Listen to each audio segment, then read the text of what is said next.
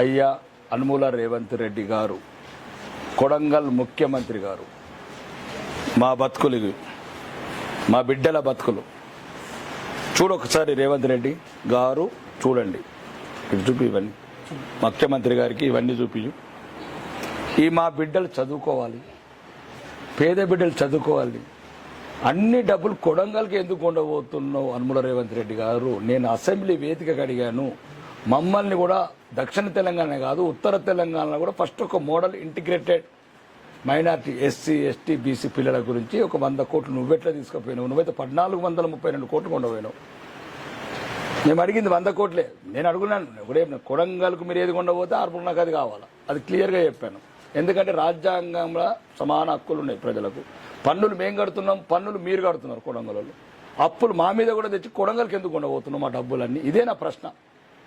నా దాంట్లో ప్రశ్న అంటే మీ కాంగ్రెస్ పార్టీ వాళ్ళు కూడా నాయకులను రమ్మనండి, ఈ బిడ్డలను చూడమనండి. ఈ బ్యాగులు ఇళ్ళనే 40 మంది తినాలి ఇక్కడనే, పడుకోవాలి ఇక్కడనే, చదువుకోవాలి ఇక్కడనే. ఇది మీకు న్యాయమా అని అడుగుతున్నా.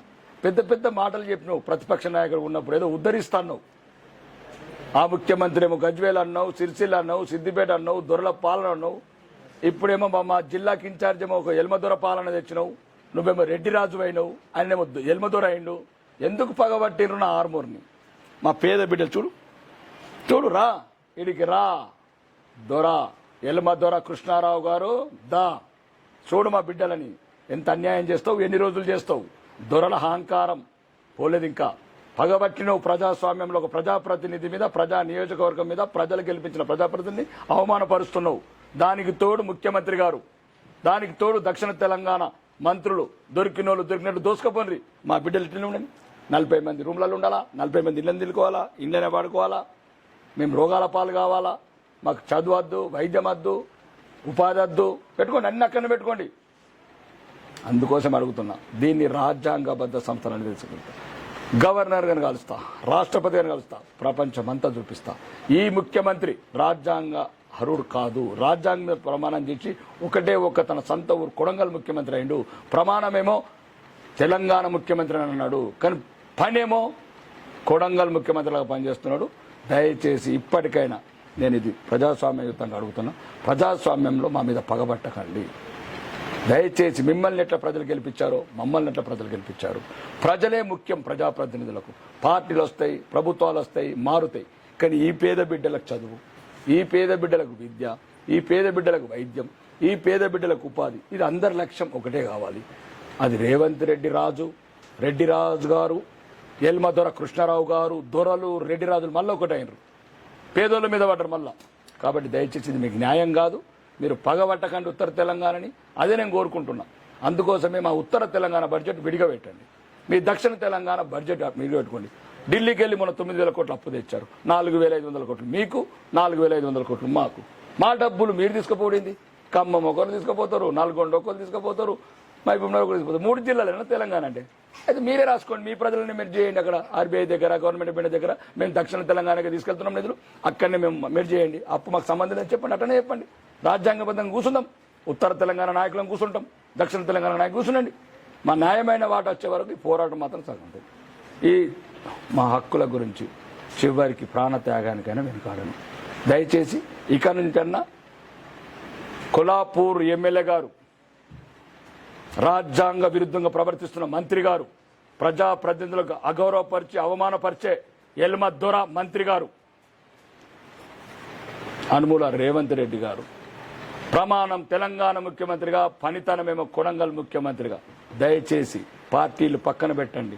అందరి లక్ష్యం, అందరి ఆశయం ఒకటే, పేదవాడు. పేదవాళ్లకు విద్య, వైద్యం, ఉపాధి, గ్రామాలలో మౌలిక వసతులు. దయచేసి ఇదొక ప్రార్థన.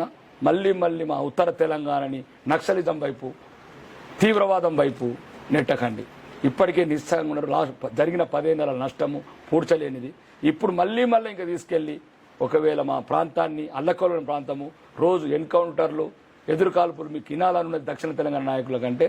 ఇది నేను రాజ్యాంగబద్ధ చట్టబద్ధ సంస్థలకు, సుప్రీంకోర్టుకు వెళ్తాను, వీలైతే రాష్ట్రపతి గారి దగ్గరికి వెళ్తాను.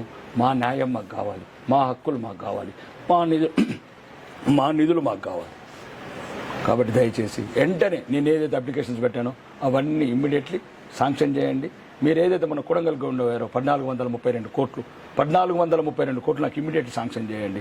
నాకు కూడా మీలాగానే కుసికిలో గవర్నమెంట్ హాస్పిటల్ ఎట్లా కట్టుకున్నారో నేను ఆర్మూర్లో గవర్నమెంట్ కాలేజ్ పెట్టుకుంటాను. మీరు ఎట్లయితే ఇంజనీరింగ్ కాలేజ్ తీసుకెళ్లారో మీ మండలంకు, నాకు మా నందిపేట మండలంలో ఇంజనీరింగ్ కాలేజ్ కావాలి. ఎట్లయితే మీరు మహిళా కళాశాల తీసుకెళ్లారో నేను మా మాక్లూరు మండలంలో మహిళా కళాశాల కావాలి.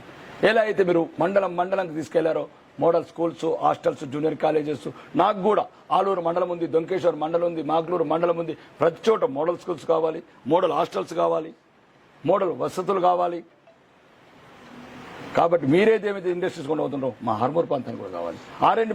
R&B గెస్ట్ హౌస్ ఎట్లయితే మీరు కట్టుకుంటున్నారో నాకు దొంకేశ్వర్లో R&B గెస్ట్ హౌస్ కావాలి. ఇవన్నీ కావాలి. కొడంగల్కి ఏం తీసుకెళ్తున్నారో ఆర్మూర్కి అది కావాలి.